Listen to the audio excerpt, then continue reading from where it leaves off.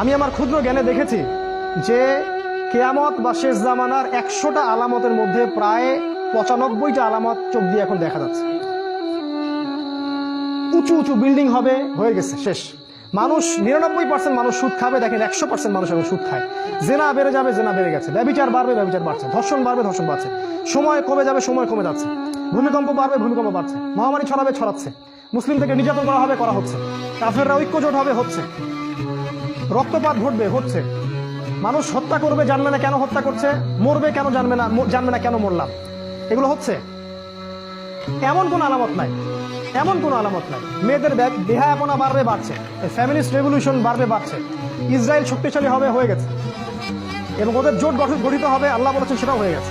আর আমি আমার ক্ষুদ্র জ্ঞানে বলছি যে এমন কোন আলামত আমি দেখছি না যেটা প্রায় এই 95টা আলামত 100টার মধ্যে এখন পাওয়া যায়। কয়েকটা পাওয়া যায় না, সেটা সামনে